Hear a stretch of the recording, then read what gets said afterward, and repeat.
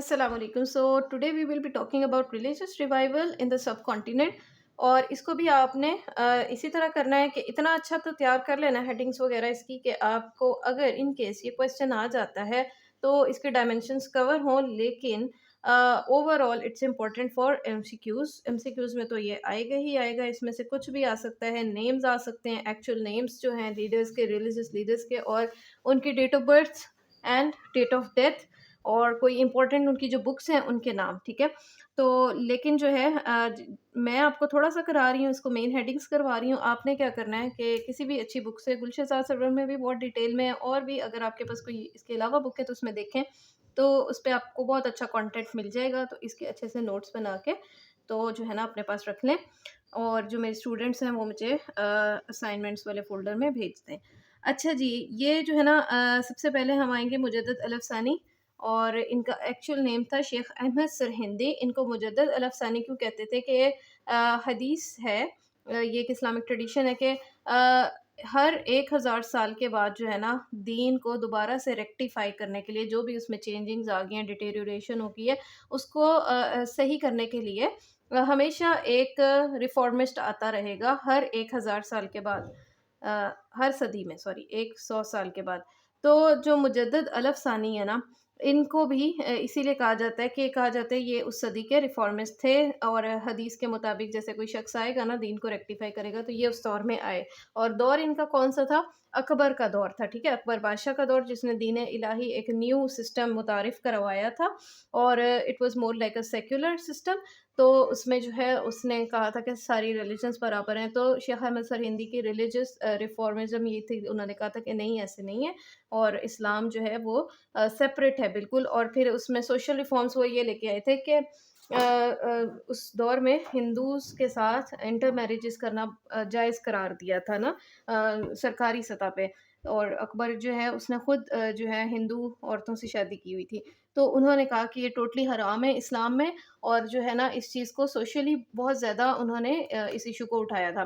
پھر جی political movement, ان کا جو ہے ایک پولیٹیکل سٹانس بھی تھا. ظاہر ہے obviously کہ جب وہ گورنمنٹ کی پالیسیز کو چیلنج کر رہے ہیں تو یہ ایک ریلیجس ہی نہیں, ایک پولیٹیکل موو بھی تھی.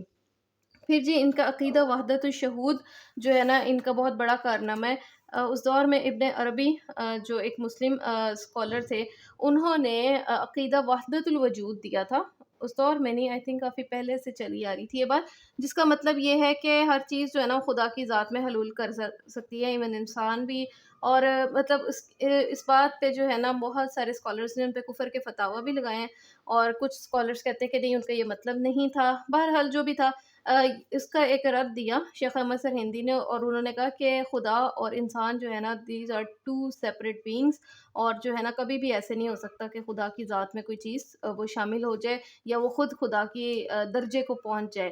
دونوں کی جو ہے نا وہ سیپریٹ ایک اسفیئر ہے, اور جو ہے نا بالکل علیحدہ ہیں ایک دوسرے سے, اور انسان کے اندر جو ہے نا وہ الوہیت نہیں ہو سکتی. ٹھیک ہے, الہی صفات مطلب یعنی جو ہے نا اللہ کی ذات اور انسان کی ذات, یہ دو سیپریٹ چیزیں ہیں.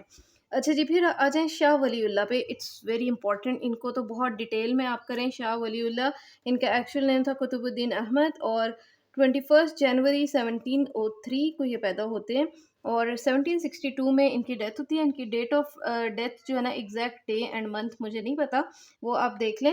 اور ریفارمز ان کی تو بے شمار ہے. Religious, he was the first person to translate the holy Quran into Persian language.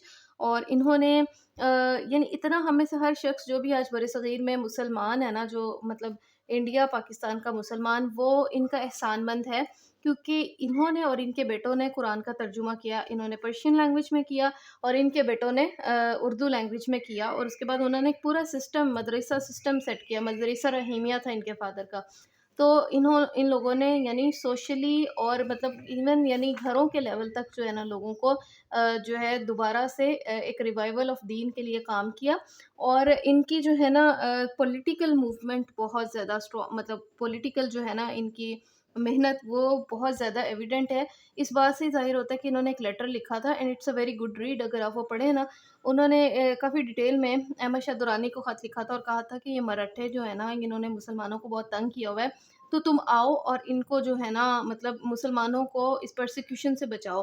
And Ahmad Shah Durrani he came on his call. انہوں نے ان کی بات کا مان رکھا اور وہ اپنی فوج لے کے آیا اور جو ہے نا پانی پت کی جو تھرڈ وار تھی وہ اس نے جو ہے نا وہ جیتی اور اس نے مرہٹوں کو شکست دی اور مسلمانوں کو جو ہے نا اس پرسیکیوشن سے بچایا. اچھا جی، ریلیجس میں نا ان کی اپنے بکس کے بہت زیادہ اچھی طرح نام یاد کر لینے. المصوع اور المصفہ ان کی مشہور کتابیں ہیں. میں نے یہاں پہ نہیں لکھا، ٹھیک ہے، یہ محنت آپ نے خود کرنی ہے اپنے نوٹس بناتے ہوئے. اور پھر جی شاہ عبد العزیز، اس میں نے اتنی ڈیٹیل میں نہیں گئی، تو آپ نے ذرا جو ہے نا ان کو بھی اچھی طرح دیکھ لینا ہے. ان کی ڈیٹ آف برتھ اور ڈیٹ آف ڈیتھ، اور انہوں نے ایک فتویٰ دیا تھا بڑا مشہور جس میں انہوں نے کہا تھا کہ انڈیا از سب کانٹیننٹ از دار الحرب ناؤ، کیونکہ یہاں پہ مسلمان جو ہے نا وہ ان کا کوئی بھی اسلامک سسٹم اب باقی نہیں رہ گیا. اور ایون اس دور میں جو ہے برٹش ایسٹ انڈیا کمپنی کا بہت حد تک اچھی طرح ہولڈ آ چکا تھا انڈیا میں، تو وہاں پہ بیسک لاز جو تھے، مسلمانوں کا سسٹم جو تھا وہ چیلنج ہو چکا تھا. تو انہوں نے کہا کہ اب مسلمان جو ہے نا وہ دارالحرب میں ہیں، دارالاسلام میں نہیں ہیں. ٹھیک ہے جی، نیکسٹ ہمارے پاس آ جاتے ہیں سید احمد شہید بریلوی، جو نیکسٹ ریفارمسٹ ہیں. ان کا ایکچوئل نیم تھا سید احمد. 1786 ٹو 1831 ان کا لائف اسپین ہے. 1831 میں بالا کوٹ کے مقام پر ان کی شہادت ہوتی ہے. 1831 is an important date and Balakot is an important place, اس کو یاد رکھ لیں، ٹھیک ہے. ان کی ریفارمس کیا تھی؟ مین جو ہے نا he is considered the founder of jihadist movement in the subcontinent. ان کا ایکچولی ایجنڈا تھا کہ انہوں نے انگریزوں کے خلاف جہاد کرنا ہے، لیکن انہوں نے کہا کہ سب سے پہلے تو ہمارے سامنے جو ہے نا وہ سکھ ہیں، تو پہلے اس سے پنجاب کے جو سکھ ہیں ان سے لڑنا چاہیے. ان کا اسٹرانگ ہولڈ جو تھا وہ ناردرن ایریاز تھے، وہاں پہ یہ جاتے ہیں اور وہیں سے ہماری بات جو ہے نا وہ چلے گی آگے. ان کی جو پورا ایک وہ تھا نا، انہوں نے ایک بڑا لمبا سا روٹ کیا تھا جس میں انہوں نے پورے جو ہے سب کانٹیننٹ کا ایک چکر لگایا تھا، اور بہت زیادہ لوگ اپنے فالوورز جو ہیں وہ اکٹھے کیا تھا. جیسے جیسے ان کا قافلہ چلتا جا رہا تھا، لوگ آگے ساتھ ساتھ ملتے جا رہے تھے، تو بہت سارے علاقوں سے لوگ آ کے ان کے ساتھ شامل ہوئے تھے. لیکن جب یہ ناردرن ایریاز میں جاتے ہیں وہاں پہ ان کو جو ہے وہ پٹھان جو ہوتے ہیں پناہ دیتے ہیں، ان کو جو ہے بیسک فراہم کرتے ہیں. لیکن ہوتا یہ ہے کہ یہ جو ریلیجس ریفارمس لے کے آتے ہیں اور شریعت کا نفاذ کرتے ہیں، تو وہاں کے لوگ مینٹلی پریپیئرڈ نہیں ہوتے کہ ٹوٹلی اپنی لائف چینج کر دیں. تو اس میں کچھ کازز ہوتے ہیں جس کی وجہ سے ان کی موومنٹ جو ہے وہ ناکام ہو جاتی ہے.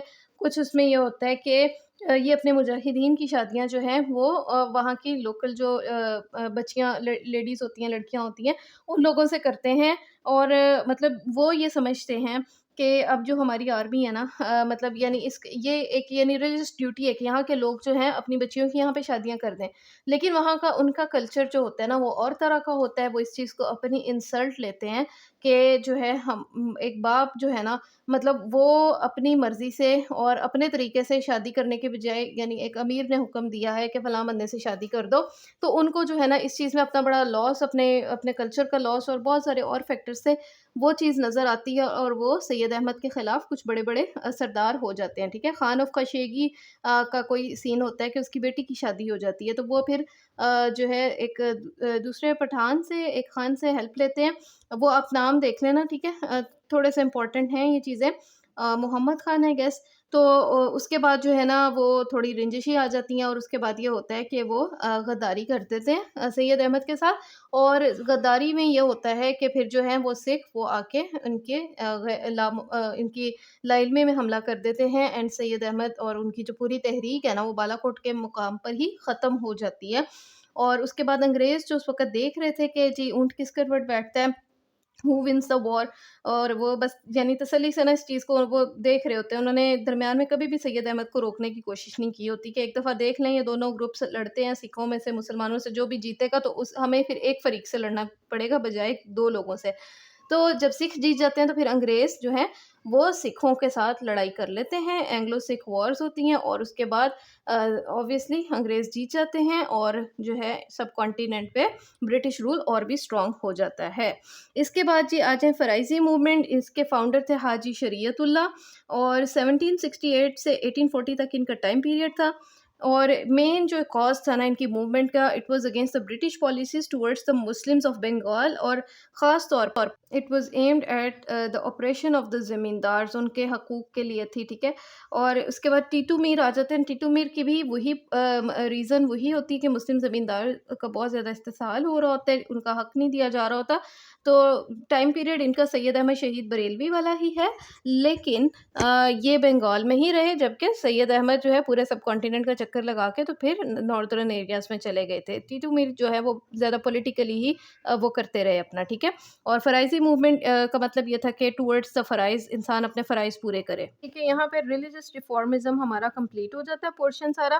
باقی خلافت موومنٹ اور وہ جو بھی کچھ ہے نا وہ پولیٹیکل موومنٹس کے ساتھ آئے گا، وہ پولیٹیکل جو ہے نا ایک تھا سارا، تو اس میں ہم تب کریں گے. اب کے لیے اتنا ہی کافی ہے. اس کو اچھی طرح اس کے ڈیٹیلڈ نوٹس بنا لیں، اتنے ڈیٹیلڈ ہوں کہ ان کیس کے لانگ کویسچن آ جاتا ہے، ایگزامینر کو یاد آ جاتا ہے کہ اتنے سالوں سے ہم نے پاسٹ میں سے کوئی کویسچن نہیں دیا، تو کسی ایک آدھ پرسنالٹی پہ دے دیں تو وہ یہ کر لیں، ٹھیک ہے.